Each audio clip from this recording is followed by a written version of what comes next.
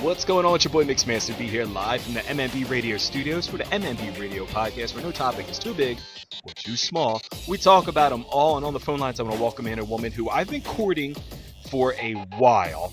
And the crazy thing about it is, one random day, I saw her following me on social media, and I'm like, wow, this is really cool. And I just kept hitting her up, and I'm like, you should come on the show. You should come on the show.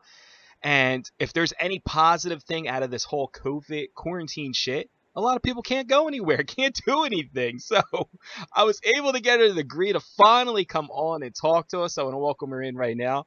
Miss London River, what's going on? Hello. Not much. I was going to say, like I said, I've been courting you for a while. You know, I've been a fan of yours, and I started following you on Twitter. And randomly one day you followed me back, and then the thing was, it's like we didn't have any interaction. Like we didn't. I don't even know how you even followed me. I'm like, I was always just kind of curious, and you probably don't even know why or how you followed me. I have no idea, but probably some other performer that you've interviewed retweeted you or something like that. That's what I was thinking. I was like, that's probably why, because like I know I followed you, and I know there's a lot of fans that follow you, and I'm sure you follow just any old person back, and I'm like, wow, that's cool, she followed me back, and then we just never really talked. So I was just like, all right, I'm gonna be the aggressor here. I'm gonna finally get her on the show, because I'm like, what could she be doing in these quarantine times that she can't talk to us? So with that being said, what have you been doing during these quarantine times? Oh, I've been recording myself masturbating in various ways. That's basically always fun. We like that. Or or like talking to other people on my camera phone while I do it. It feels like this has become everybody's, personalized version of Groundhog Day. Like I do basically the same thing every single day. It feels like that. And we were talking a little bit off air. I said, since the middle of March, I feel like I've been just like what would seem like weird shit to most people before all of this has now become like normal shit. It's like you're trying to find things to do during quarantine, and you try to stay positive and try to stay upbeat and try to find new hobbies, and actually partake in hobbies that you don't really get to do as much because everything was moving a million miles a minute before quarantine. I mean, one of the things that I've gotten back into was actually doing more of the podcasting, but one of the things is I have a stack of books. Like I'm like a nerd when it comes to like biographies and autobiographies, and I have all these books, and I buy them like super cheap somewhere, and I'm like, I never read any of these books. Now I'm starting to read more, so maybe not as quite as interesting as watching you masturbate on film, but honestly, it's probably I think that's awesome. I feel like I haven't done anything all that new. Like I've done like I like pole dancing and stuff like that, and I've been doing that just more for fun.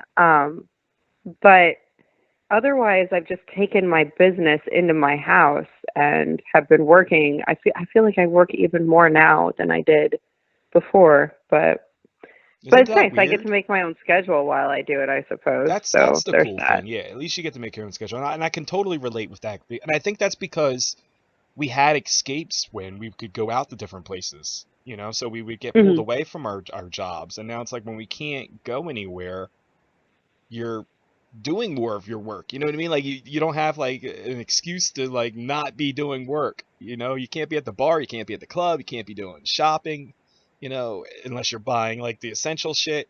So yeah, it's I could totally relate to that. And one of the things I wanted to note is on your bio for your Twitter, you say I do some porn, I'm a stripper sometimes, and occasionally I do nerdy stuff too.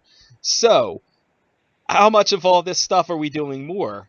Or is it kind of like the same? Like, have you found yourself not being able to do as much now, or? I feel like I can do, well, I mean, obviously I'm not doing any porn other than what I'm shooting in my house. And it's limited because it's just me. Like my entire adult life, I've hated having roommates. I never wanted a roommate. And now I really wish I had like a porn roommate so that I could have somebody else to sort of shoot with, but instead I'm just trying to be as entertaining as I possibly can, just myself.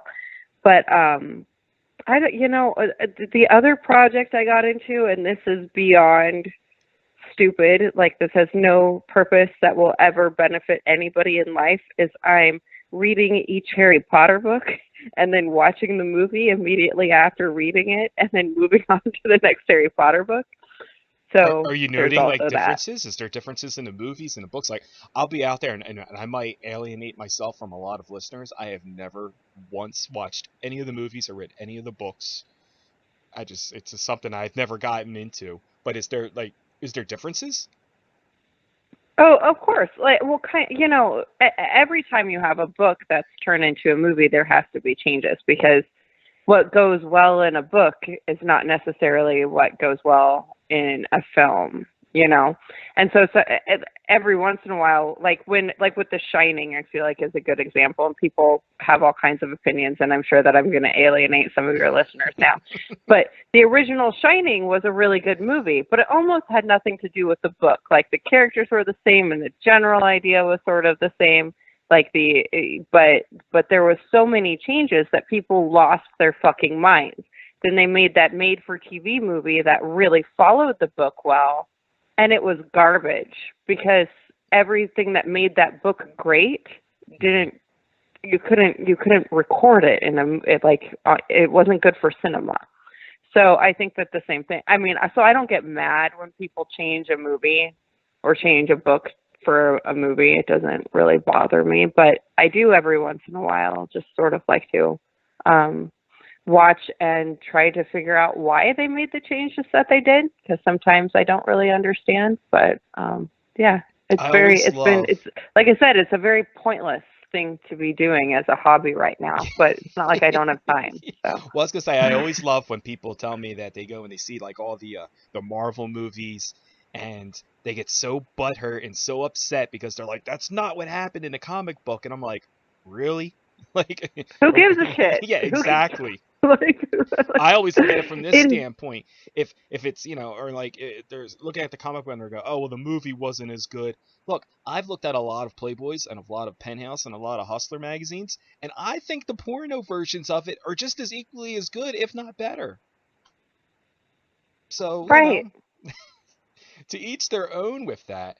Um, Yeah, it's just a different medium, and some things translate better than others. Yeah, some whatever. people need visuals, and they can't. The book version doesn't work for them, and you know it is what it is. But you mentioned too that you were doing a lot of the pole dancing, and I've seen the videos that you post on your Twitter. So you have a pole in your house, right? Yeah. Okay. Now, again, according to the bio, you sometimes do porn and sometimes you're a stripper. So what came first? I always hear stories of people Oh, stripping and then it stripping came a transitions. long time ago. I started dancing when I was 18, Okay. um, which was longer ago than I would like to admit. but and then I didn't get into porn until my late 20s. So Okay. Now, when you were yeah. doing the dancing and everything, obviously you got a pole in your house so you can practice and everything, and then it looks like it's difficult to do. Like, how much practice did you put into it, and like how often do you spin around in your living room? Um, I used to actually be much better at this point because I got breast implants and it really weakened my pectoral muscles, and so it's been about 2 years since then, and I can finally be picking up my whole body weight and everything again, because for a long time I just really couldn't, or I would feel something shift and freak myself out or whatever. Um, but I didn't learn to pole dance outside of the bar. The pole came when I moved and wasn't dancing as much, and then I got a pole because I missed dancing. But everything I ever taught myself, I just did while I was, drunk or stoned and rolling around on a stage, and was like, I think I'll do this fucking thing. And so I don't know if it's hard, but it's not any harder than any other workout. You just sort of progressively get better at it. So it's just like learning how to ride a bike. Like at first you're just gonna fall down, and then eventually you're doing wheelies. Yeah, but you're learning how to ride the bike drunk. Like Okay. And people are throwing money at your bike as you're riding by. You know. exactly. People are like, "Boy, you look good on that bicycle." Just throw money on that drunk The person on a way you bike. go Yeah, up that's and down on basically that it. banana seat was fucking hot. Like here's a tip for that. You know. So. Actually, there are some people that make riding a bike look pretty hot. Reality Kings has done a bunch of scenes Oh that really? started with a girl on a bicycle. Yes, And yeah, you know, and going up I and down mentioned on that this, banana seat.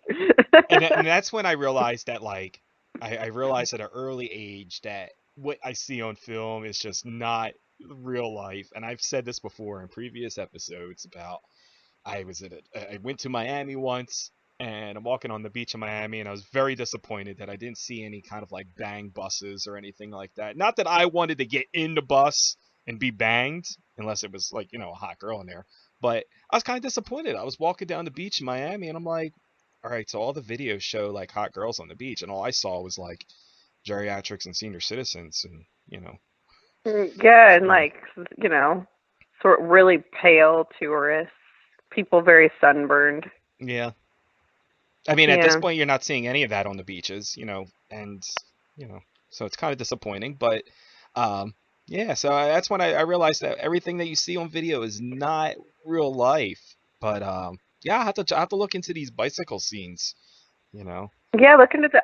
I did a bicycle scene for. I don't even remember the company. I would love to. I would love to mention them, but I can't because I can't remember who it was for. But I did a bicycle scene like that too. But they gave me actual bicycle shorts, which aren't necessarily flattering at all.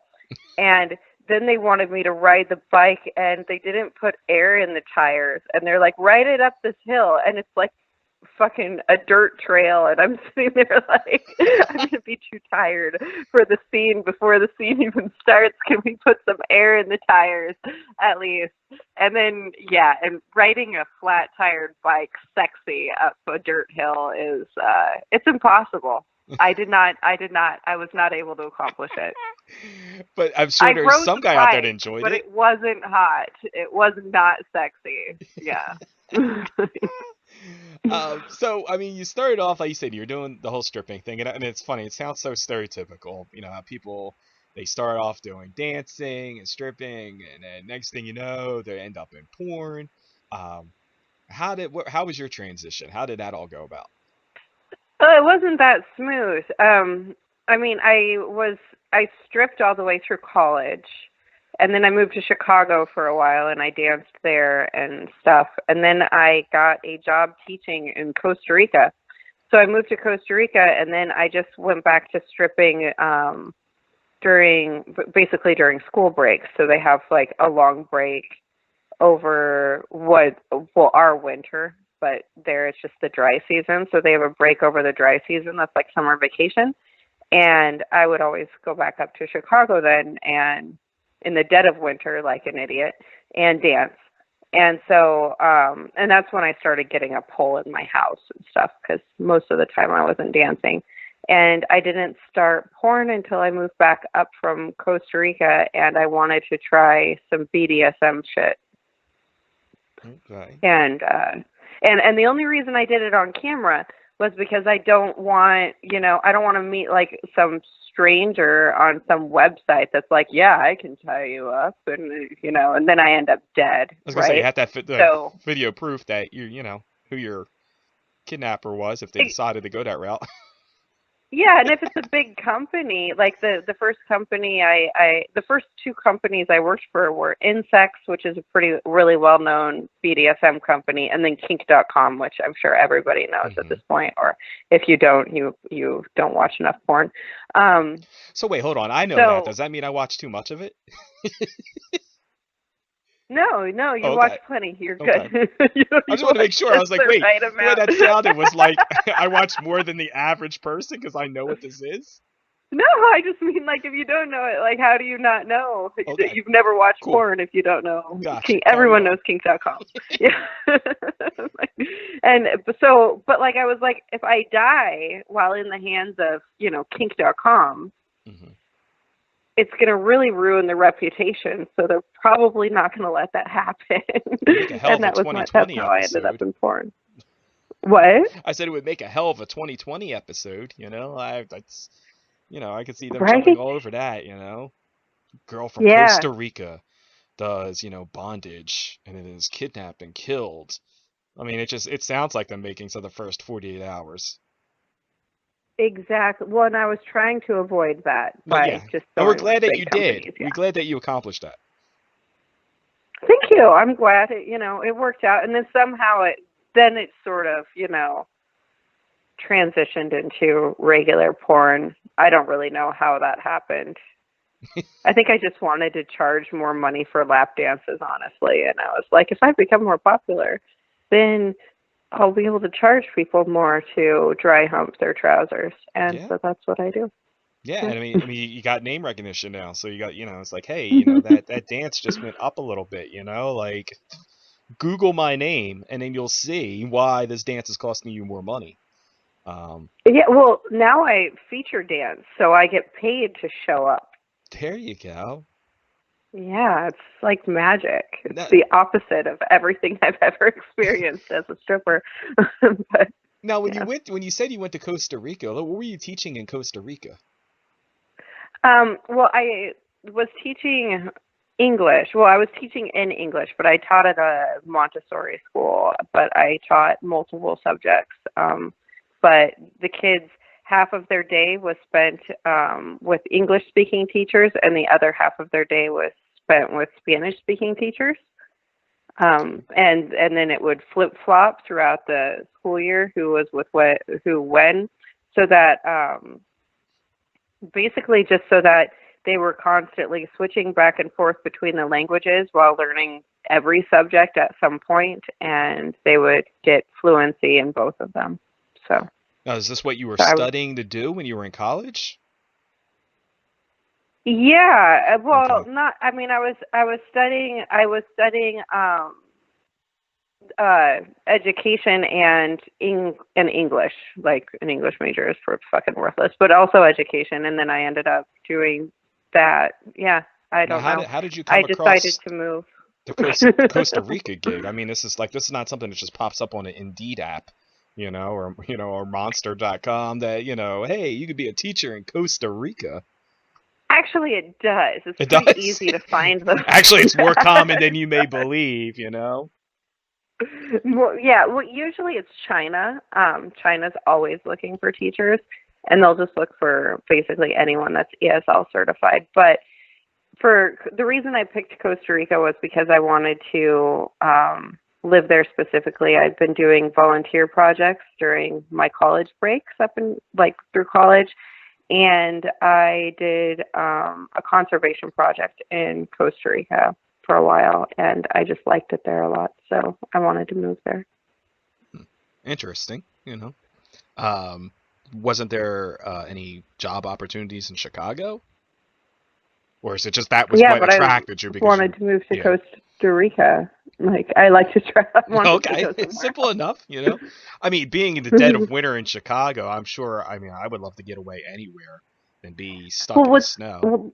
like I said, I was always in Chicago though in the dead of winter because Mhm. that was when our school breaks were. So I'd still go back to Chicago to dance in the winter to make extra money because teachers don't get paid enough in the United States. They really don't get paid a lot in Central America. But yeah, I just wanted to live there, and so I did. It's got me thinking now during this whole quarantine, how many kids are not in school right now, and how many teachers are not teaching and not working. And it sucks that some of these strip Mhm. clubs are not open. Because, I might see like my fourth grade teacher, high school teachers, they got to make money, like you said. So it's kind of disappointing. Yeah, I think the teachers are still getting paid and they're still coming up with curriculum. And some of my friends they still do some online courses and stuff, at least for kids that have access to internet and things like that. So because then I think parents that have internet access are taking advantage of that for sure because they would rather not homeschool their kids. The burden that's a lot. So who So knows? But yeah, I don't know, a few of my friends are still teaching. so you got into the porn game, and you said it was a little bit later on in your late 20s. And if Hmm. anybody like goes ahead and Google your name, or are familiar with you, you get the tag of MILF a lot. And how did that make you feel? Like, because I've spoken to other guests and they're like, I hate tags, just because I'm a certain age, I'm already labeled this.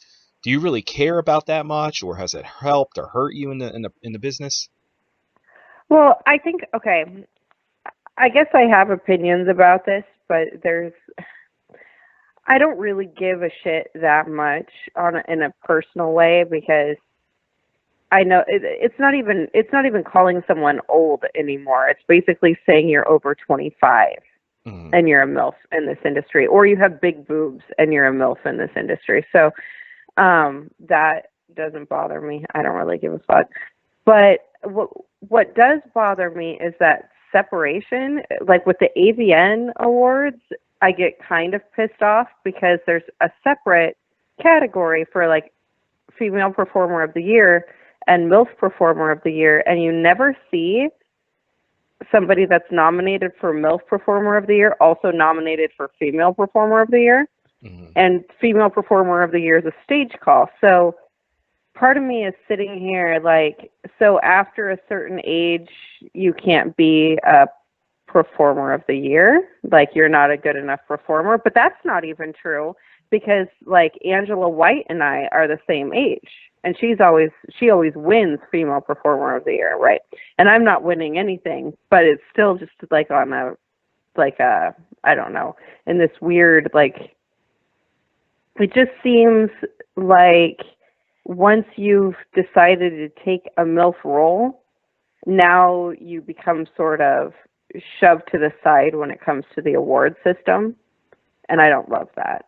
That kind of pisses me off because basically it's saying like if you take this part, you're less legitimate in some ways, and I don't love. Oh, yeah, that bothers me. But I work more, Mm. so that's why I decided I would take MILF roles, like because I work constantly because I'm basically a stepmom every goddamn day of my life. Yeah. Well, and it's funny because the first thing I thought of, and an analogy that I had for that, where you say performer of the year, and then you have MILF of the year, and it may make sense to you. I don't know if you're into sports or anything. I always just relate it to like baseball when they have an award for the best pitcher, which is the Cy Young Award, and then you have the MVP, which is the obviously the most valuable player award. And very rarely do you see a pitcher win the MVP award, and they're like, well, they got the Cy Young, and it's just, well, why can't he be the most valuable Real, player on the league? what the cock is that shit? Like that doesn't make any sense. He can't be a pitcher and the most valuable player. You can't Exactly. be I mean, it's what you. happened before in history, but it's just a rarity. And they always say, well, they have their own separate award. And it's like, but why? So that's kind of like how I looked at it. It's like, all right, so why does a MILF have to have their own Yeah, separate but what award? pisses me off is the MILF Performer of the Year is a lesser award. So female performer of the year, you get called on stage and make a speech. Like, thank God that will never happen to me. But it so bothers But you would me love the that it opportunity could. to say that you at least were acknowledged for that. Yeah, yeah, or just or I would love for like other people, not me. The last thing like it terrifies me every year when nominations come in. I'm like, don't be nominated for anything that could get called on stage, please, because I would fucking cry. I wouldn't be able to do it. No, I mean, having a separate MILF award, I mean, it's really it, I look at it as like it's almost like a category. So it's like if you have like best interracial or best, whatever category, and do those people who get nominated for those certain categories, can they still qualify for Performer of the Year? Absolutely. Well, and So that's the point I'm making. So what's I the can yeah? still do like I can still be have the best anal scene or in the best boy girl scene, best girl scene, best whatever. and be nominated for MILF Performer of the Year. I've technically qualified to be nominated for Female Performer of the Year. I've just never seen it done. And like when you have people like Alexis Foe who are nominated, I mean, she's amazing. I just fucking worked with her right before this all happened. Or Cherie DeVille, where they're getting nominated for MILF Performer of the Year, but these are fucking phenomenal performers. So why don't they also get nominated for the award that would be a stage call that's announced on the actual Showtime fucking Mm-hmm. program as opposed to just listed at the end? Like, Something that has to be investigated into to figure this out. Because it just doesn't seem. I'm not going to investigate into it because I'm not, I have no power. Well, what I'm saying So is, I'm just gonna it is bitch kind of about it weird at you. how how they do that because again, like you said, you could be a MILF and still be the performer of the year. It's no different than saying like you said, you had best anal or best interracial, Right. and those people are nominated for performer of the year. So we got to find out Yeah, what this MILF is bias is just a against role. MILF. It's just the script that you've Yeah, gotten. So, like, have you played a stepmom? Okay, you're a MILF, and you can, like, fucking be nominated for this award. I think that it's bullshit and some ageist nonsense, but it's not even because, well, and I think Joanna Angel, who is fucking amazing, but she's older than me, and she still got nominated for Female Performer of the Year because she doesn't take MILF roles. So I'm like, and so plus she got a lot of tats, because so like she might be characterized as a category, right. for like, goth or tat, or whatever role. Right, but she still gets to Yeah, be nominated for Female Performer of the Year as well. So it's just to me it's just bullshit because it's like it's a bias against the once MILFs. you accept a script and it's one of the most popular scripts in porn, but once you accept it, now you are no longer allowed to get this award. That's stupid. And it's always weird too because like you say, it's such a popular genre, and it's funny because it's like MILF almost has become, I don't want to say it's like culturally accepted, but it's almost become like a term that like you hear in everyday language where it's outside of porn language. Mhm. And it's like when you actually, it's always weird. It's like, is that really like flattering to call somebody a MILF? Because I mean, you break it down what it all stands for. You know what I mean? It's kind of like, could you like if you were to actually say that to somebody, you know, would Well, I'm not a MILF anyway. I don't have any kids. yeah. Like, I'm if saying you it's get just like I if feel like you, in regular society now, it's just like, oh, she's a MILF, because she had a kid, and that could be like your coworker or something. It's just like yeah, it's like it's no. not really flattering, but it's like I'm just saying is I hear it a lot more now in regular society talk and outside of porn. But yeah, it is a big genre. Well, it's objectifying. It's I don't want to get too political, but it's kind of breaking down. It's really objectifying to women because it's not just like about age. It's breaking down women based on like reproduction and just weird. Like it has nothing to do with the person you're talking about. It has nothing to do with their character or even their appearance to some extent. It's just and so it's I don't know. It's a weird term, but in a way I don't really care that much because I make a lot of money with it, so I was gonna I say, do can't you have that strong of an opinion. being characterized as MILF, do you see an increase in opportunities for roles because you accepted it? Huge.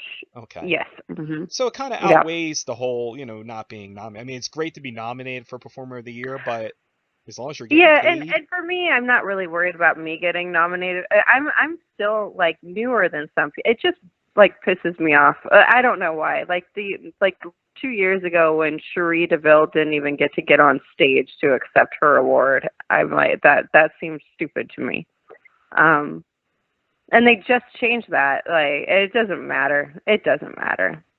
Awards don't really fucking matter, but it just Mhm. bothers me that suddenly it was decided that, people like her are less important than whoever won the other award. I don't know.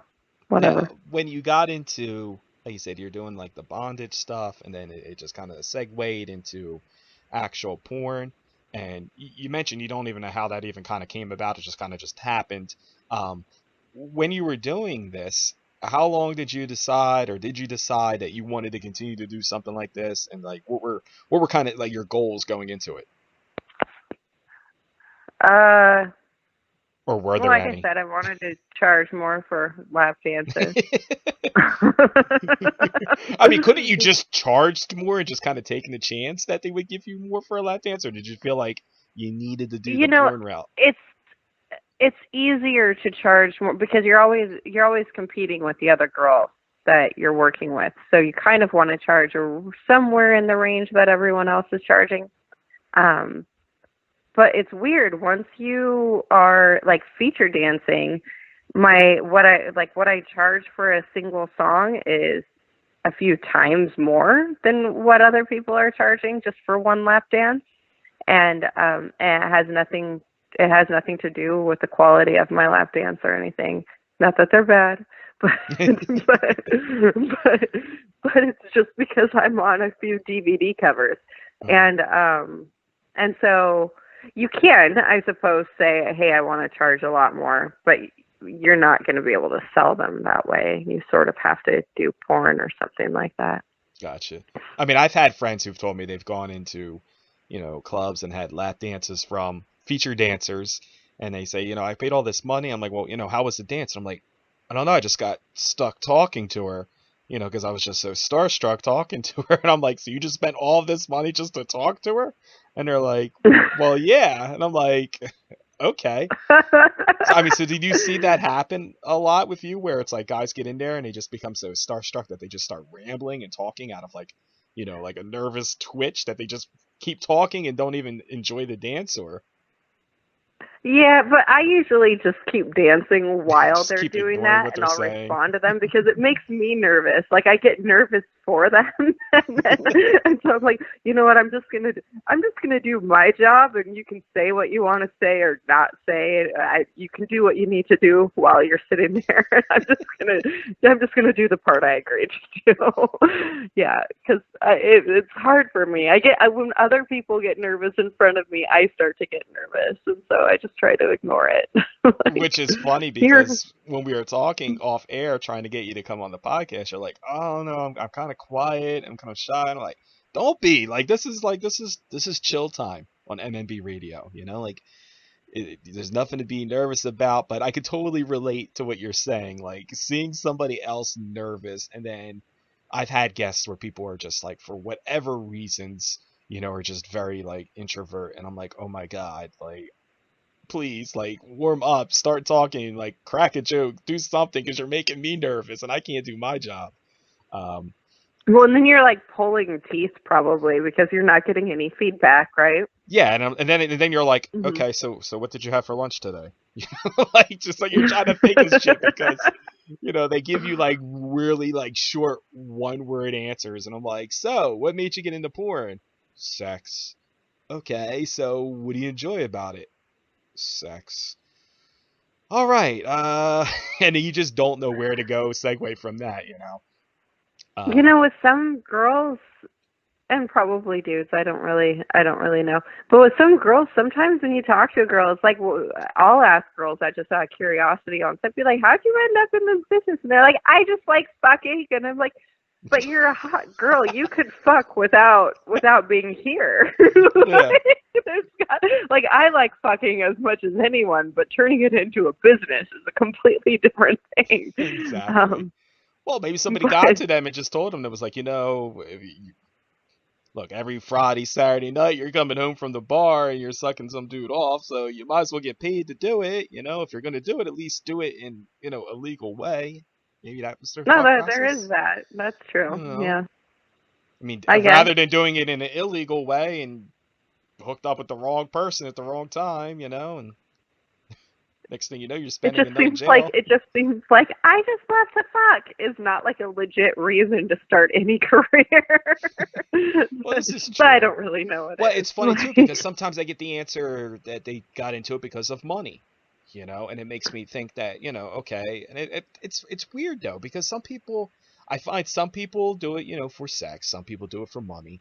Some people do it for both, and some people, really brand themselves. And I've had numerous guests on where I was really intrigued and was like, wow, these people are really like, they got a level head where they're like, I'm doing this, but I have a game plan and I want to brand myself and I want to market myself. And, I got bigger plans and ideas while I'm doing this. And then have had other guests on where it's just kind of like, it was like a shit show. And it's just like, why are you doing this? And they're like, I don't know.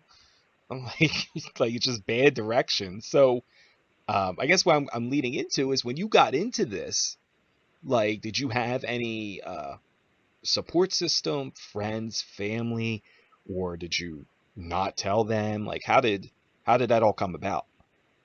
Well, I told friends and immediate family, like not the extended family, relatives or whatever, but with my immediate Second and family and third friends, I'm cousins pretty don't need to open. know. Yeah, like they don't get to. Well, for the Nieces most and part, they nephews don't will get find to. it in due time when they're old enough and they accidentally surf across it. Absolutely. Well, and right now my nephews are very, very young, so I probably won't still be doing this by the time they're, teenagers surfing the web. And it'll become one of those things like they'll find something old and I'll have to be like, yeah, that used to happen. And. Well, when you told immediate family, what was their reactions? um, you know, for the most part, people like worry to begin with. People Hmm. I hear that a lot. yeah, my mom was worried for my safety It's and like you things like signed up that. for And like then armed services or something, like you're going into the military, like they freak out like you're going to die or something. right, well, and I explained the testing situation to her and stuff like that, and she feels more comfortable with that now. So it's still not something that we'll sit and chit chat about, obviously. Um, but it's also not one of those things that is absolutely appalling either. So I'm not one of those girls that's like, my mom just told me how proud she is of me. But my mom did tailor my AVN dress for the last 2 years. So, that's where we're at. Well, it's good because I always ask that question of people because I always love to hear the different responses. Some people, they have the family that are like, I knew you were going to do that and it's fine as long as you're safe. And then you've had the people that like don't tell their family and the people that have had told their family and end up being disowned by their family. And I feel like everybody has like a different story and a different reaction to it. So, I mean, your family was pretty much understanding and chill about it, or did they have to kind of warm up to it after a while? You said your mom tailored your Well, dress, so they had to warm up to it, but I think that's normal to, it's obviously not what they envisioned me doing when I was in college. So I think it's normal that they had to but you warm did up to accomplish it. something But from college. I mean, you did teach, so it's not like you didn't, fulfill that. yeah, I just decided to do something else. Yeah, I mean, there's some So, people that go through college to go, for education or whatever, and then never do anything with that degree or in that world. So, yeah, kudos to I you. You spent at least 5 got, years yeah, teaching, so yeah. You at least at accomplished least what there we you go. started, so that's something to be proud of and acknowledge. Um, Now, I mean, was your family or like when you're growing up, were they always like a laid back family Um, or were they strict? Like I'm always intrigued like how people get into that world of, adult performing, the adult no, I entertainment don't think it world. would have anything to do with my family No because baby, I no, think no, no about, like daddy issues or any kind of weird shit no. that Mm-mm. happened. My parents have been happily married to they were 20. Okay. Um, like I don't have any weird issues with my like I actually grew up in one of those like upper middle class families. It was like a television show. Um, and not overly strict. I except for when it came to schoolwork. That was the only thing that was really important is grades, but everything else they were kind of relaxed about. Like having a messy bedroom and shit like that didn't matter. So, um, and curfews were pretty lenient, things like that. It's just like basically in my family, you could do whatever the fuck you wanted if you had a good GPA. So, Okay.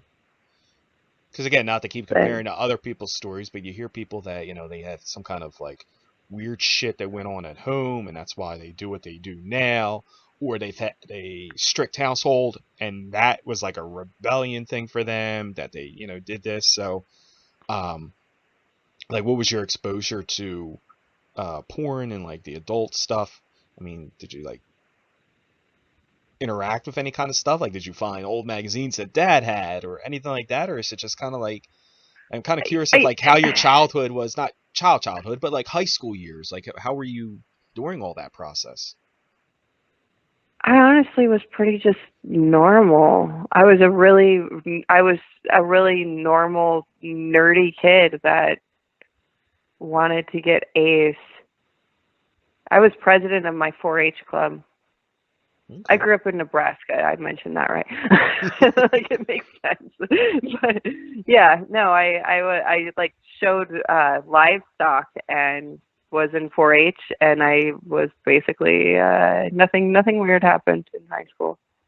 Now, when you got into the business and everything, like you see people come out of the woodwork, and have you had any people that you hadn't spoken to in a long time just hit you up and were like, "Hey, like I saw this," and or did you just have the same friends from high school or? I don't really have any of the same friends from high school except one, and he absolutely doesn't give any fucks about that. Um, like it's like something that came up, and he's like, "Is this you?" And I was like, "Yeah." And he's like, "Oh fuck, okay, I thought so." And then that was the end of the convection, and then we started He's talking like, about his "Oh dog. fuck, I clicked So off of it after I finished." he's like, He so left that one crucial detail out of the sentence. He was like, "Oh yeah, I I clicked don't really off it give a shit. after I finished." I don't care. He can finish it. That's fine. Keep going. Just call me when That's you're why it's done. there. Text me when you're done. When you're all cleaned up. It's all good.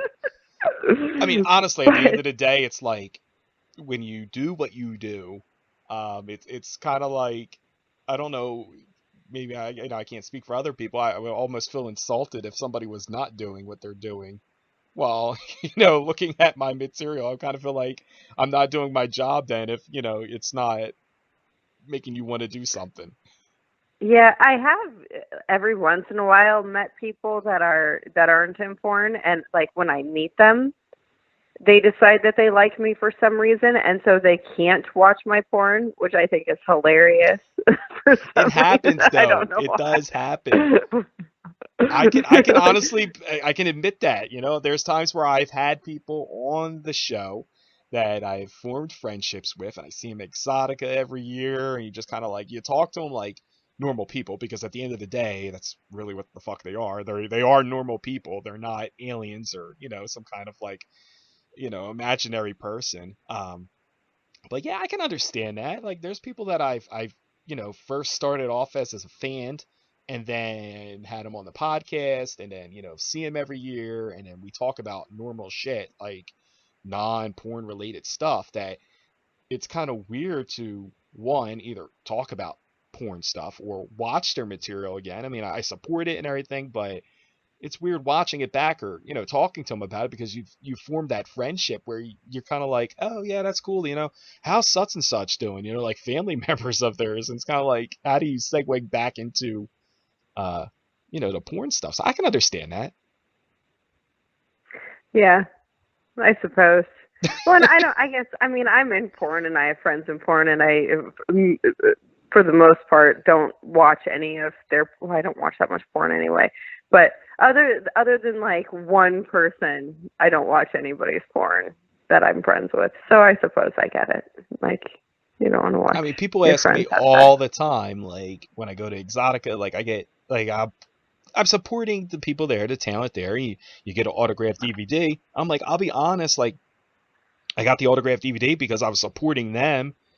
I don't watch these DVDs. Like, that's not a diss to them or that I don't care about them. It's just like I don't know. I don't watch it like that. It's kind of like I don't know if that makes sense. Like it's the same thing. Like I've bought albums of people, CDs. You're like, okay, like I listened to it once, and I just really bought it because I supported the artist. I mean, it's not saying that the stuff isn't any good. It's just like there's just so much of it out there. Mhm. You know? I don't know. Like I said, I don't know if Yeah. that made sense or not. She's like, Sort of. yeah, I guess. To each their own. You know what I mean? Like, fuck it, I got paid to do the scene, so whether you watch it or not, whatever. Um, Yeah, it doesn't actually make that big of a difference, like which individual enjoys the scene and which doesn't. yeah. Like, fuck, my But life is ruined now. Like, I did that scene hoping that Mixmaster B would watch it and enjoy it, and he just left the DVD in the casing and threw it to the side. Like, what the fuck? Like, you know how much work I had to put into trying to drive that bicycle with no air in the tires for him to not want to watch it? You know. How do fans react though when they do meet you? Like, do you get a lot of like starstruck fans? Like, what is like one of the weirdest interactions you've ever had when meeting a fan? oh gosh, I don't know. I have a really high tolerance for weird. Um, That goes back to the nerdy stuff, I'm assuming. Probably, or Not calling actually, I think all it's nerdy from. people weird or anything. I think it's just because I've been stripping for so long, so I've just, been around a lot of weird. Like, become immune to it. yeah, I'm sort of.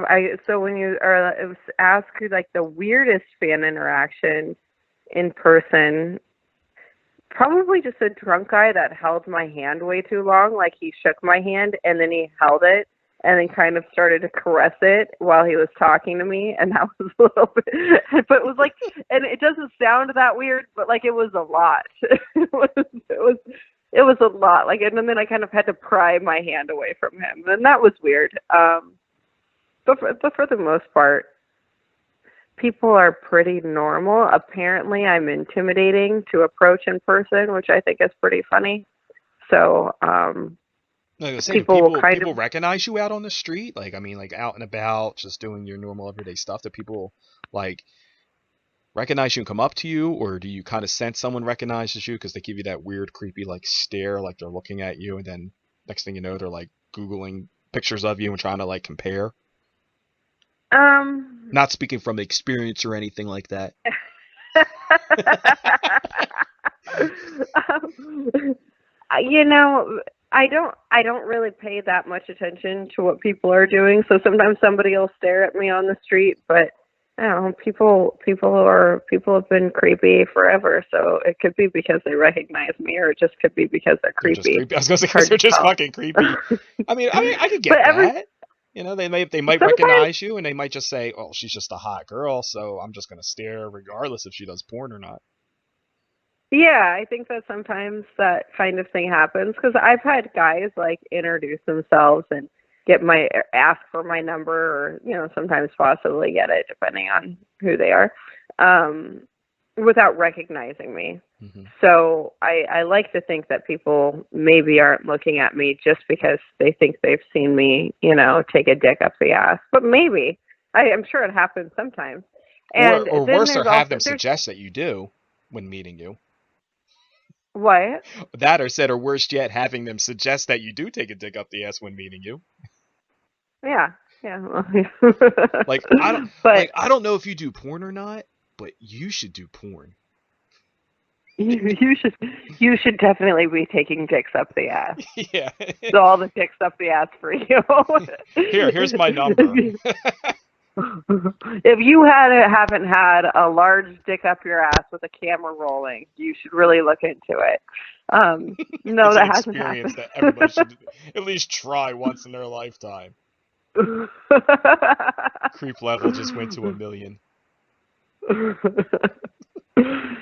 But I've had a guy at a gas station recognize me, and a guy at Enterprise Rental Car in Las Vegas recognized me, like the guy that worked there, and that was awkward because he had all of my information, like with my driver's license and everything, sitting in front of him, and he looked at me and he's like, "Are you London River?" And I was like, because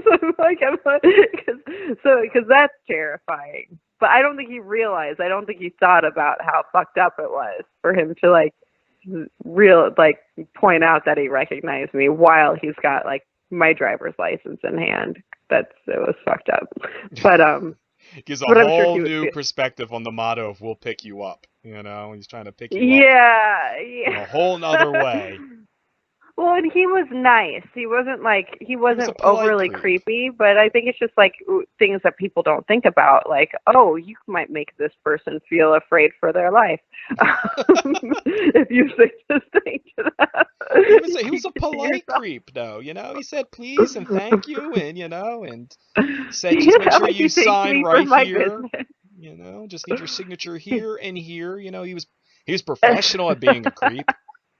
So Yeah, yeah. Well, he wasn't. Yeah, and he wasn't. He wasn't trying to. Nobody is really ever trying to be a creep. I try to keep that in mind. When I'm creeped out, I'm like, this person isn't trying to fucking scare me. They yeah, just are because they're not thinking about the fact that like what they're doing might be scary. I yeah. had an Uber driver recognize me at one point too, and I had him drop me off like a mile from my house. I was like, "Oh, you can just let me out here." And he's like, "Oh, why?" And I'm like, "Because I don't want you to go to my house. I don't want to complete this trip. It's over. We're done." like, But that's so, got to be awkward too, because honesty is the best policy, and being blunt, that like because you're creeping me the fuck out, so I'm just gonna get out here. Like I would feel like I would have to make some kind of excuse because being that honest about it, I'm like, now this guy's just gonna fucking drive slow as I walk, and I can't dip into a bodega or some little corner store and just hide out for a while. well, that's the nice thing about being in LA is you can basically, act like a crazy person if somebody follows you. Like I would just start screaming and yelling on, Ventura Boulevard. Somebody's gonna look my direction and be like, "What the fuck is that girl yelling at?" Oh, it's at that creepy car that's stalking her. Let's, So you get the crazies to go against the crazies. It's like creep versus creep. Like you're gonna get somebody that's gonna be even more of a creep yes, to like yes. counteract the other creep. I'm like, I'm in LA. I was gonna say that's LA for There's you. some guy that spends too much time in the gym who's just waiting to be somebody's knight in shining armor. And here the fuck I am It's in like need of a it knight in goes, shining armor. the light Come bulb, help me, dude. the light bulb goes off. This is my moment. Yes, this is what I've been waiting for. I've been working for this. I'm gonna I show up. knew all that creatine and steroids would pay off one day. Here's my moment. Like what the fuck? What I have to look forward to. When I've never been to LA, but now I like I've always said that, I've always compared because being an East Coaster, not too far from New York City, I'm always comparing. I'm like, I wonder if LA and New York are kind of the same, or if it's just like a no, different flavor of weird. they're not the same. It's a very different flavor. Now, you live in LA now. Obviously, I guess you would have to live in LA to be working in Mhm. the business. Um, Yeah. what was that transition like, coming from like the Midwest, corn husking to dick sucking? It's kind of a whole I new don't know. realm. I get like LA. Well, honestly, Costa Rica was kind of a good way to transition that because at least the city, San Jose, is sort of set up similar to LA, with just like a whole bunch of different neighborhoods and a huge urban sprawl and terrible traffic, and so kind of navigating here where people are bitching about traffic and shit, and I'm like, this is nothing. This is fine.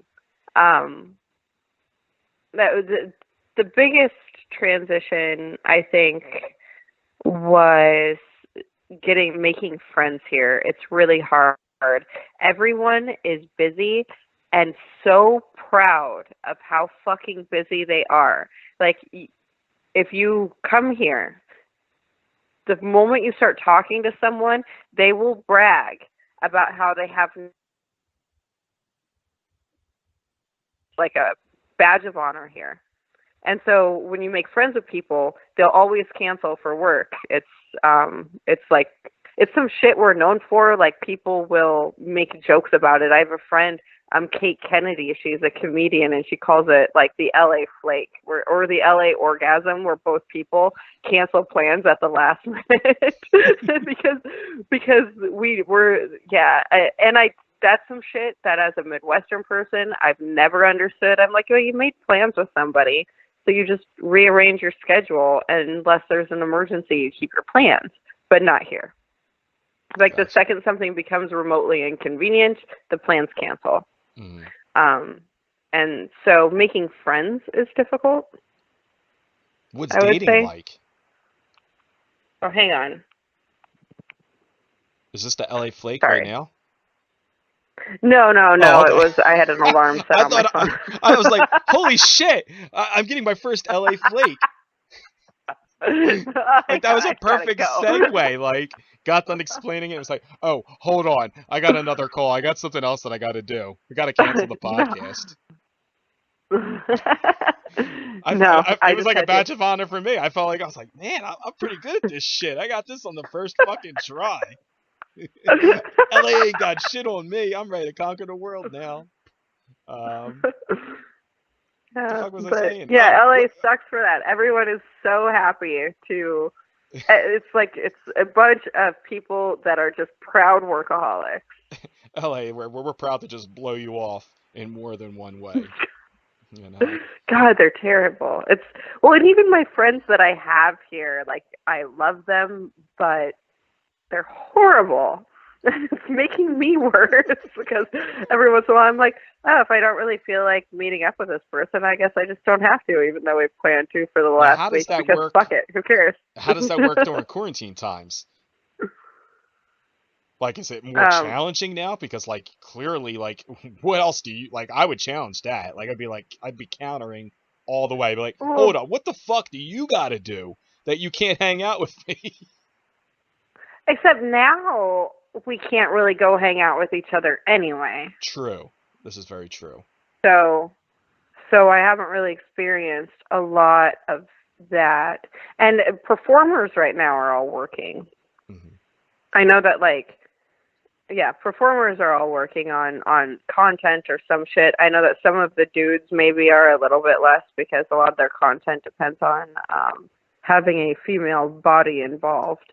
But I'm sure there's videos of dudes out there. There's people that have other businesses and stuff. I know that, like, Derek Pierce is doing his fucking gym crap and online workouts and stuff right now. So Derek everyone's is always doing something crazy. Like, every time I've scrolled through Instagram, I'm like, what the fuck is he doing now? He's at the gym. He's banging chicks. He's dressing up as fucking superheroes. I'm like, dude, like, when do you get to do anything normal? He's got a lot of business going on.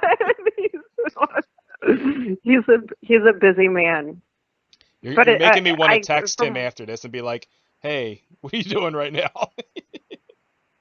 You know, what? I said, you're making me want to text him afterwards and find out, like, hey, what are you doing right now? You know, just to get some weird ass answer. It's going to be working. He's going to say, I'm working. Yeah. You know why? Because that's all we do here in LA is work. And we're so proud of it. I don't get it.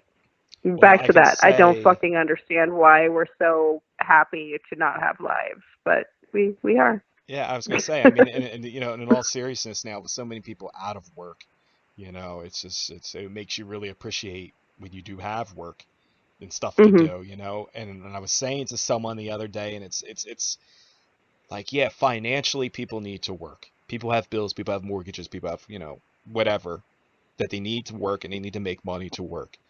Or they need to work to make money, you know. But to sit, you know, to not have that, it's just like, it's weird because it's like, it's almost like you say you're like bored sometimes. You're like, I'm almost at a point where I'm like, I'll work just so that I'm fucking doing something and not just, you know, hanging out doing nothing. Or, you know, sometimes work can make you feel productive. It kind of makes things go a little bit more smoothly, at Yeah, least I for think we me need a anyway. reason to get out of bed in the morning, just kind of. Exactly. Oh my fucking God. Mhm. Since the middle of March, I feel like my sleeping patterns have been so fucking weird. And I try so hard. I'm like, I'm going to try to get into a routine. Because when you're working, you're in a routine. And now that I'm not, working regularly, I'm like, it's weird. Like, I find myself getting up at weird hours of the day and wanting to take like random ass naps. It might just be a sign of old age. I mean, I'm getting to that point where I probably need afternoon naps. But yeah, it's weird. I feel like when you're little kids, like little kids need afternoon naps. Senior citizens, they need afternoon naps. Me, I'm like, I'm not a little kid and I'm surely not a senior citizen. I'm like, but I'm taking afternoon naps. Whereas if I was working, you would push through that, like that's not an option. So, working is not always a bad thing. No, working is great. It's just I think that you have to limit, like, and obviously at this time everyone would love to get back to work, but I think that there's also, it's also healthy to have some kind of leisure time in your life. Otherwise, what are you working for? Hmm. Um, and so I think a lot of countries do a lot better with that. Like living in Costa Rica, I kind of noticed that where people worked really hard when they were at work, but they didn't work so much that they didn't have a life and didn't have time with Enjoy the their perks family and of, their yeah, friends and yeah. shit. Yeah. I mean, I Yeah. have friends that are like workaholics, and it's just like I sometimes question. I'm like, do you get enjoyment out of just working, or like they talk about the salary that they're making. I'm like, but when the hell do you ever get to enjoy any of the money that you make? You know what I mean? Like Mhm. you can't take it with you when you go. So not to say that you want to spend it all and just blow it on stupid shit. Like obviously I'm all for investing and planning and stuff like that, but if you're working like 7 days a week, or working 12-hour days Monday through Friday, and then short shifts on a Saturday and a Sunday. Like I just don't understand where you get the time to actually enjoy all the hard work you're putting in. And I see now other countries, like you said, Costa Rica, and I don't, other countries that they allow you to have like time to, take a break in the middle of the day, like where like the city shuts down. And it's just like, what? Like it's just so unheard of here in the States. Yeah, no, we don't take breaks. And like even a 40-hour work week isn't really considered all that. I mean, that's not that much work. It's full time. You can get a part-time job to go on top of that full-time job. Why would you ever not want to be working? But yeah. But then, and obviously it's just kind of at this time everyone would love to be working, Now I'm but starting to ask too in LA, these you meet all these different fans and just, all walks of life, whether they be polite creeps, serial creeps. What is dating life like for you? Do you date? Can you date in the adult business? Is it worth the time and the hassle of it, or is it because you're working so I much that you don't? well, no, I'll always, I always make time for personal relationships. So I'm never working so much that I can't figure out a way. And I think that that's kind of how it is if you really like someone, you're gonna figure out a way to spend some time with them. Um, and that's kind of how I gauge whether or not somebody actually likes me, is if they can make time for me. Because if they can't, they don't like you that much. Hmm. So if I really like someone, I'll figure out how to make time for them. I Dating here is weird because if you date someone in the porn industry, then you would think that there would be no jealousy, but that's bullshit. Like people in porn will still do weird crap, like say that somebody that they don't like has to go on your no list and that kind of bullshit. If that makes sense. They're like, oh, I fucking hate that guy, but don't work with him. And it's like, oh, but okay, that's stupid. So you end up with like weird shit, weird drama if you date in the porn industry, and if you date outside the porn industry, you end up with this whole other like kind of weird bullshit where the person is super chill about your job until they're not. Mm-hmm. So dating is not easy. The last relationship I had, it was with a guy that he said he was really cool, and apparently he was bragging about it, which makes me feel weird. I'm like, so were you dating me because you wanted to tell people you were dating someone in porn? That's weird. But he was really cool with it, and he followed me on Twitter, and I told him that he should probably mute me on Twitter because I was like, you have an emotional relationship with me, and you're gonna see some shit if you follow me on Twitter. And then he saw a video of a guy peeing on me, and he lost his fucking mind over that. So there's always going to be that thing that comes up that ruins it. But I don't know. It's not impossible. I mean, there's people that are married and shit in this industry, but I don't think it's easy. I mean, it's weird hearing you say that because, well, not weird, but just it's because I hear it all the time. Like I feel like it's like a pre-recorded response when I ask people about dating in the industry, because you always hear the same kind of story where it's like you get the clout chasers that, they just want to brag about it and everything's chill until it's not. And then but it's different. That's just the first time I've heard someone say about being in the business, dating in the business, and then having like a no like a banned list. Like at the end of Mhm. the day, like you would think that both of you being in the business would understand that it is what it is, that it's a business. I mean, it's just like if you were working on at a Wegmans or a Best Buy or something. It's like saying to somebody like, I don't want you to have shifts with John because I don't like the way he rings people up, like or the way they Right. stock a shelf.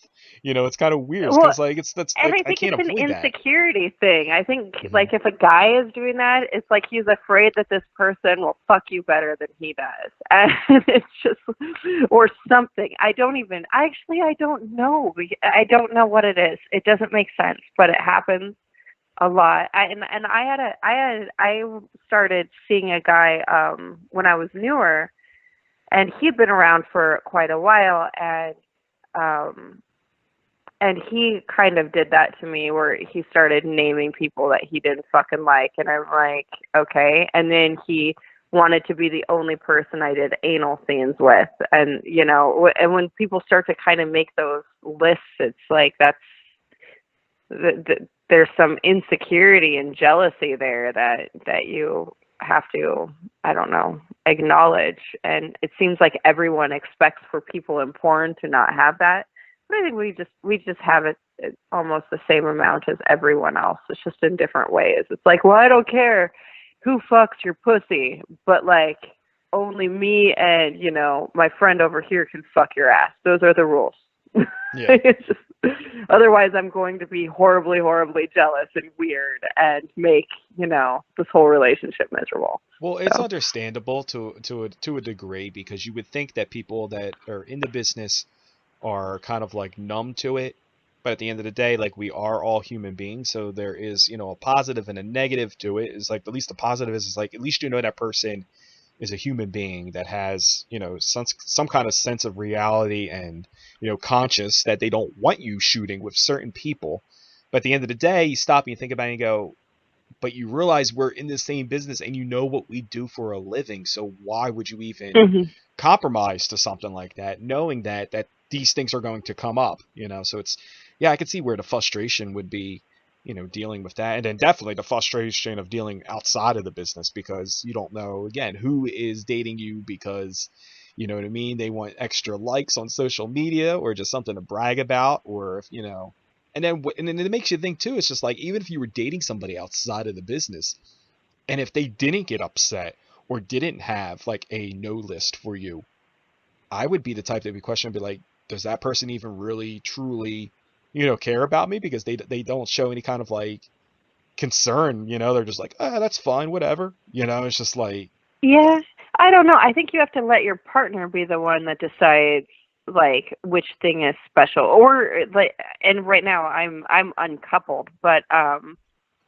even for me, like there's certain friends of mine that I'm like, but you that you have to that I'm kind of like, I'll do this with this person, but not with this person. And I think in a partnership, you have to let your partner decide that for themselves. So if your partner says, you know what, I don't want to do these kinds of scenes with other people, then it should be up to them. It can't be up mm, to you, because once you start giving your partner a whole bunch of rules that they have to abide by to be with you, especially when it's like a change of rules from how their life was before you, it's just going to be met with resentment. So I think the way that you show you care is, instead of saying you have to be a certain way, you have to like say something about yourself, like, hey, I want to do this, mm-hmm. and then see where they go. And I think in porn, that's kind of almost how I would approach it. If I was dating someone, I'd be like, I'm only going to do these kinds of scenes with you from now on. And that would make them feel special, is because that's your job as a partner. Is it's not to tell people what they can or can't do, especially if they've already been doing it.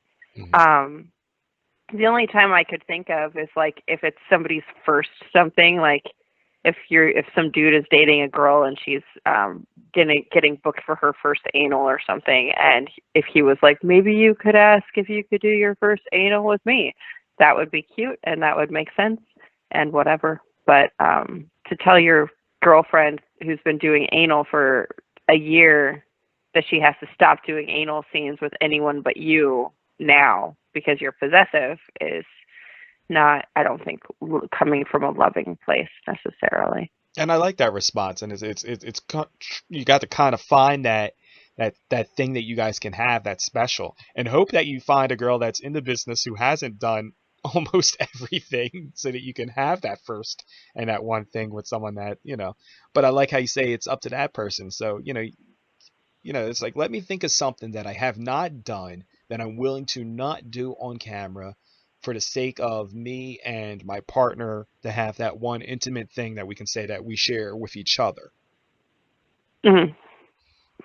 Or if it's something that you've done but you don't mind giving up doing on camera, Hmm. like, but it just needs to be up to that person. Like, whenever we start making rules for our partners, and I think this probably it goes outside of porn. It just creates resentment because it makes the person feel like, now because of you, I can't do something, Hmm. and that never turns out well for anybody. So I think that just in relationships in general, you have to kind of come up with agreements that work for everyone, and nobody gets to just regulate what is or is not allowed. It has to be more conversational than that. And I think that's the big mistake that people make when it comes to relationships in general, maybe. Now, what are you attracted to when looking for a relationship, or not even so much looking for a relationship, but like when you're out and about, like what attracts you to somebody? I'm always attracted to somebody that's laughing. Okay. like like if I'm in a bar and there's some, well, honestly, attractive man or woman, but they're laughing really hard at something, I'll probably look at them first. Um, Okay. And it's weird when I say but that because, I mean, naturally as humans, obviously it's a physical attraction. So mhm. I always call the bullshit when people say, "Well, I like a guy who's got a great personality." I'm like, "Yeah, you can like a guy that has a great personality, is charming and whatnot, but you don't see that when you first walk into a bar or walk into a club. Like, so physically, what are you seeing that, Oh, really catches okay, your eye?" physically. Okay, with because I date men and women equally, and I honestly am very attracted to very different people depending on their gender. With women, I usually like Man, I like fake tits on women. And I feel like it's narcissistic. Like I have them, and I like my girls to have a lot of fake shit on them. Like if I look at my dating patterns, I'm like fake tits, fake lips. Yep. There's So you like the there's gonna Barbie be doll injections look? here and there. Yeah, that's my thing. I like it. I don't really care like hair color and stuff. I don't care about, but girls that are relatively fit with like ridiculous knockers is probably my thing for like women. When Now, if is this relationship like? Is it a sexual you ask thing me what or? I'm attracted to when I walk into a bar. Well, We're having two different conversations here. well, I'm saying it's because, like you say, you date women and men equally, but Uh-huh. when I ask that question, people have a different perspective of when they say, when they say date. So they say they have relationships with guys like a more boyfriend and girlfriend, but with girls, it's kind of like, oh, it's just sexual. So do you date girls for like a relationship, or is it just a No, sexual thing? my first relationships were with girls. I didn't even start seeing dudes until I was in my 20s. Um, if anything is more on the just sexual side, it's probably my relationships with men. Okay.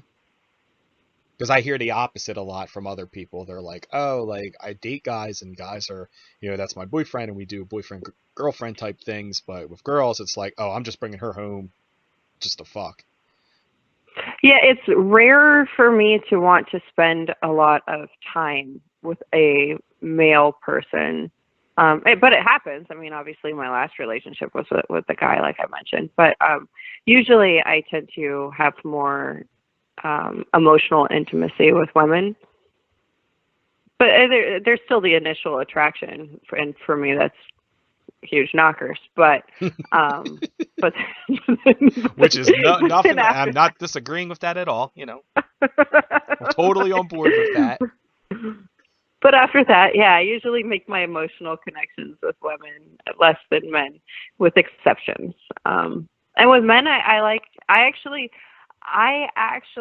to be honest, and I make fun of dudes a lot in LA that work out too much and groom their eyebrows and shit. But I'm so into it. I hate myself for that because I'm like, why am I so into to this? But I think it goes back to I don't know. I like people that I like people that look like cartoon characters. like you look like a very stylized version of a human being. Let's have sex.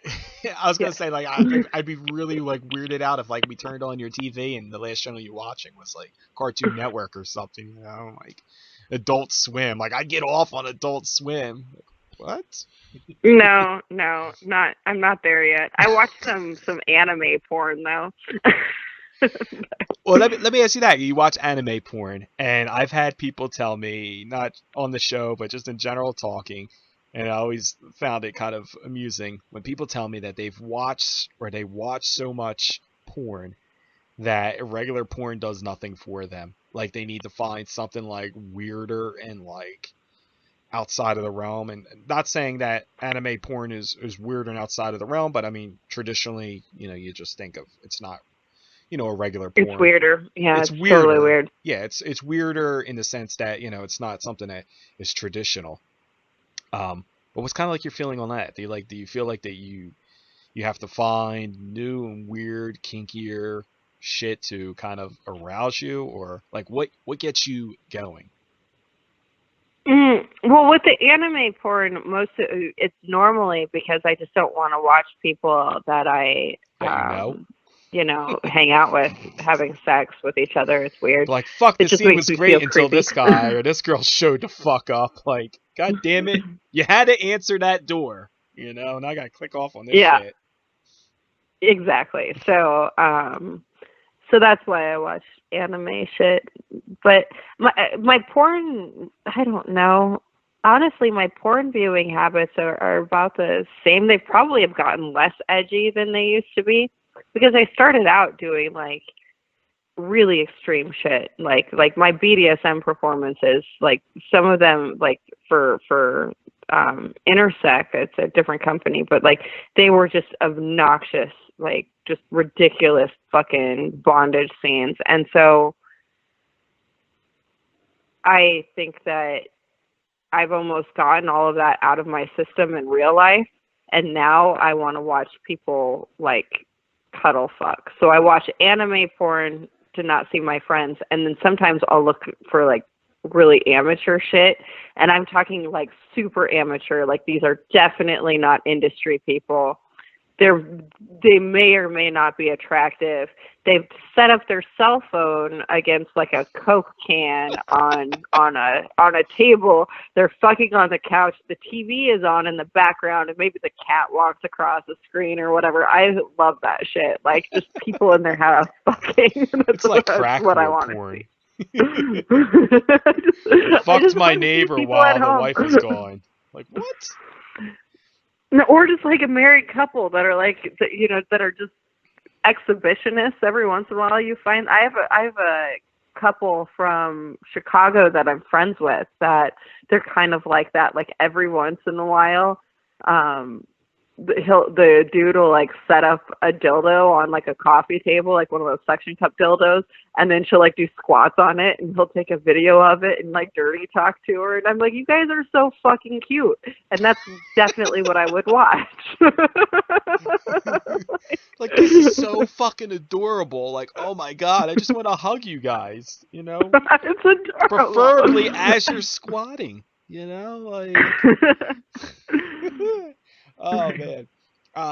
Right. Well, and she's like a personal trainer and shit, and so he turns the tables on her and will like say all this motivational crap, and I'm like, oh man, you're so cute. Like it's romantic. Or like the hidden camera, like in the hotel room thing. You're like, and you know it's like some amateur shit. And you're like, this fucking girl has no clue. There's a camera in there, and even if and that's the genius of it, because even if she does, to be able to give the idea or perception that that they don't know, I'm like, that's like genius cinema right there, people. Like, you know, like you think they don't know, but really they do, you know. And I think they do know. I'm pretty sure most of those they do. Yeah. I mean, that's how you know you and me have probably watched and experienced too much of this stuff that we think about along those lines. That's what we've taken it to a whole nother level of like breaking down and analyzing film.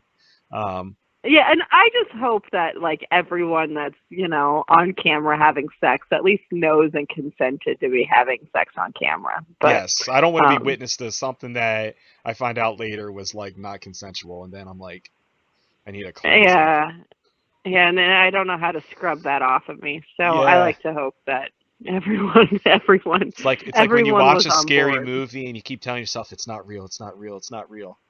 You know. Yeah. But my favorite stuff is when a couple they just honestly want to fuck. Like you could even when the guy like, you know, is holding the camera and the, you know, wife of you know, varying attractiveness will do a strip tease, and then the dude will like set the camera up and it's all fucking tilted and shit, and then he goes in and fucks her, and you just like don't see anything because they don't know how to open up. But they're having such a good time. Like, I will masturbate to that probably faster than anything else. Or worse, you guys are having a genuinely awesome time. You know, like he accidentally bumps the nightstand or something, and then the camera falls, and you're like, fuck, dude, all I can see is your fucking feet. Look at the camera fell. Pick it up. You know, like, but as long as you're having fun. Like, fuck, now I'm staring at the ceiling. What the fuck just happened? You know. Now, in the business, clearly you've done a lot of stuff. What do you have a no list of stuff that you will not do, or? It really depends on who. I won't do poop stuff. You'll do pee, but no poop.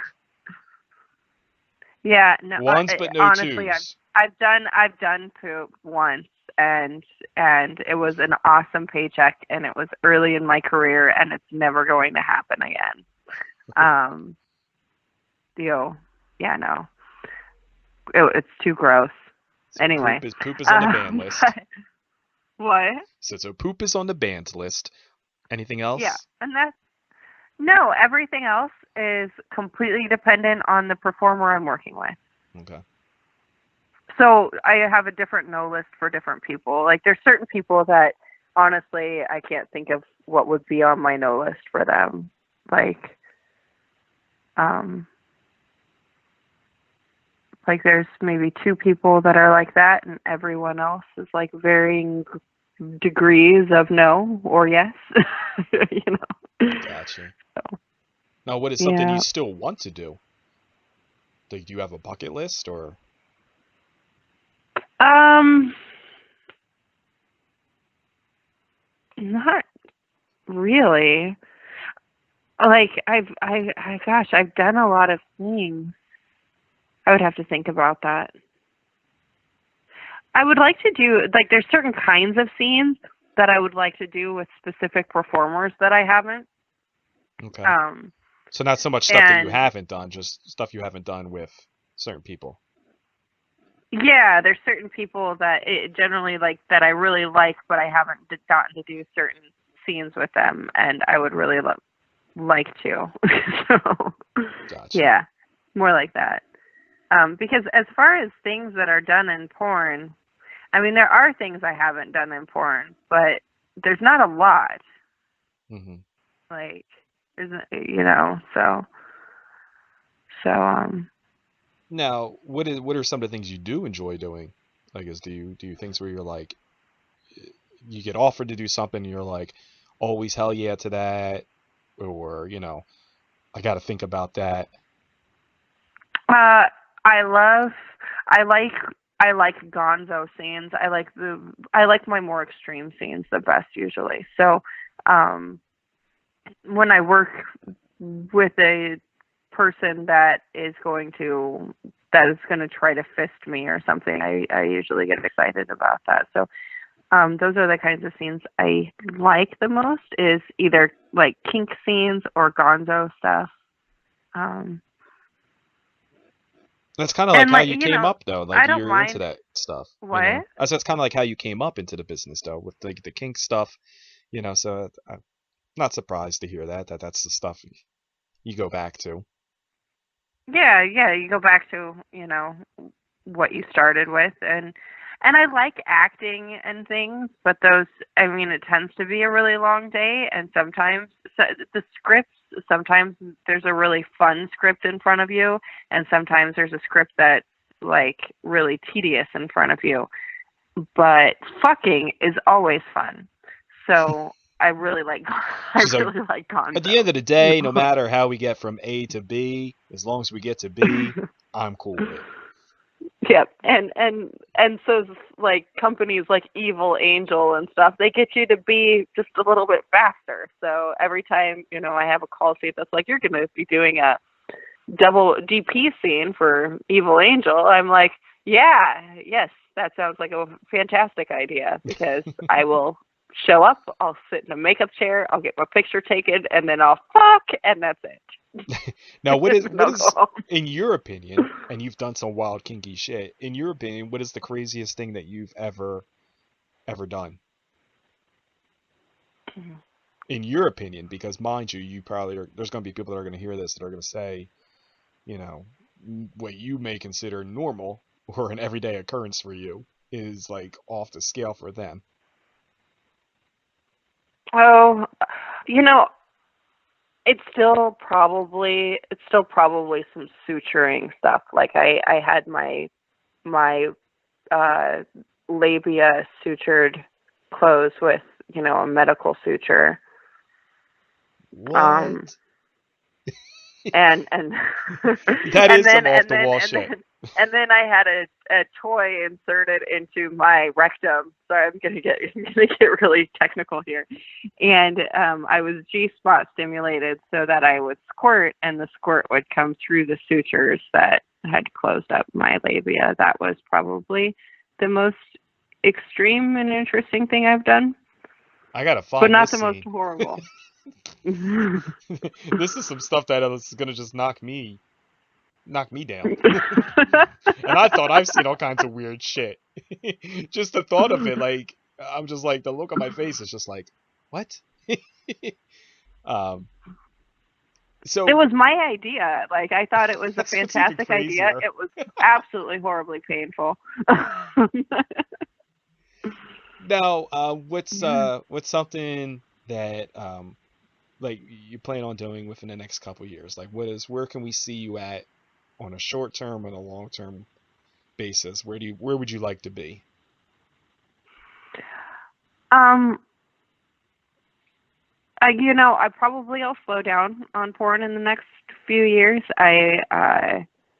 I've, I mean, I've been doing quite a bit of dog training recently, and I would like to get some certifications for that and kind of move on to that, actually. And probably do porn, but only with people I like. Okay. All right. Now, Yeah. looking through Instagram and Twitter, um, and we got a couple questions from people, and I had to like go through some of these questions because some of these are just like the normal questions and everything. But one of the ones that I thought was really interesting is what is something that you can do, whether it be a talent or something you're capable of doing that would really surprise people. Hmm. That would really surprise people. Yeah, like if it's like whether it be like you throw it down in the kitchen, like you're a good cook, or like what's something that I guess like something that people would not expect to hear from you. Although I feel like a lot of people listening to the podcast are probably hearing a lot of stuff that they did not expect to hear. And at least I can vouch for that and say there's stuff that I've heard tonight that I'm like, I really was not expecting that answer. Huh. Okay. um, let me think. I gosh, I I can mean, you think of got to things be I'm talented in terrible at. something else other than, Well, I am professional talented at things. I'm just cockholder. trying to think of something that would be surprising to people. Or not even it's so Um, much surprising. I mean, you got to think people that watch you or know you, they only know you that you do porn. So something is saying oh, that like, I'm a really good judge of the conformation of beef cattle. okay, that's interesting. Like most people can't, couldn't do that. um, gosh, like all I can think of. Like as far as surprising things go, it would probably be all like farm related. Otherwise, I don't know Or that what I'm kind all of that what kind of surprising. hobbies do you have? I mean, you got to be doing something other than porn stuff. I mean, you mentioned that when Oh, you're doing the dogs! dog training, I yeah. like training dogs is my main I mean, hobby. we've seen your pup on Twitter, and you have Hmm. cats as well.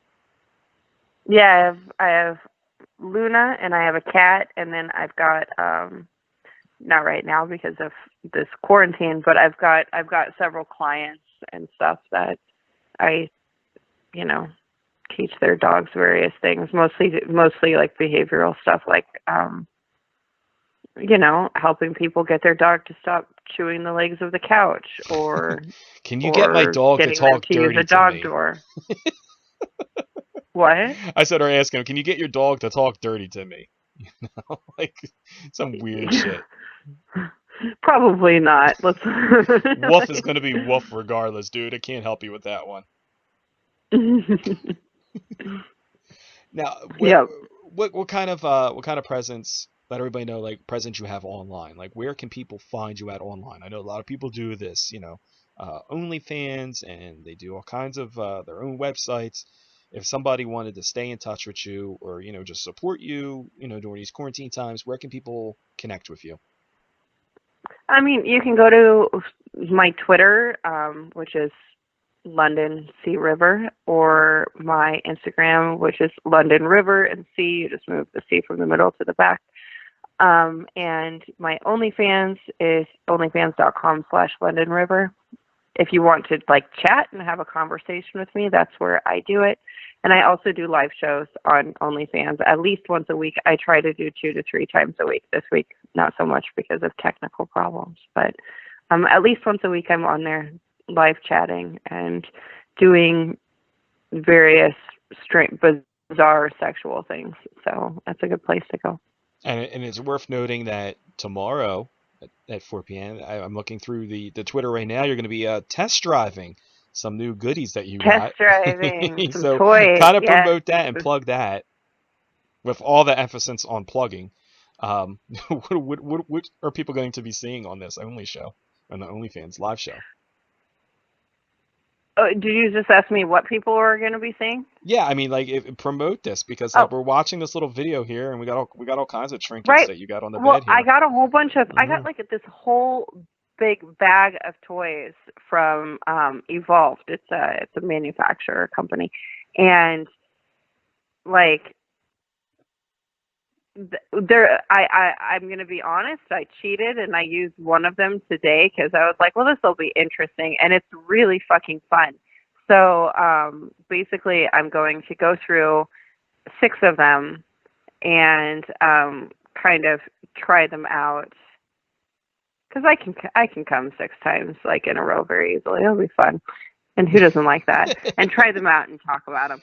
I was gonna say, it feels like it's an So, infomercial. Like I feel like this is like QVC or something here. Like, yeah, kind of, but with orgasms and probably squirting. Like some of these are intense. Like I'm gonna have to like put down tarp or something because tarp. some of these are Just gonna have trash really, bags, plastic really bags all intense. over the bed. Like, Exactly. I had to put down some plastic. like I was thinking like painter's tarp or something, but well, Home keep the Depots carpet and Lowe's dry. stores are open during quarantine, so that's essential that you have um, the proper equipment there to make sure that you don't make a mess. Um, Exactly. Now you say you say you could come 6 times in a row with like where it's not a problem. Being someone that's in the business and obviously when we're not in quarantine, you're shooting and then you're doing your own content. Like, how often do you masturbate just for the simple fact of just for your own enjoyment, not because you had to have a camera, or is it every time you do it, it's like you got to have a roaming camera everywhere? Oh no, I masturbate every day. Okay, just for your own personal enjoyment, or Yes. okay, You just to gotta make have time to yourself. Uh, just to make sure everything is regulated and is functioning properly before you go on a live show.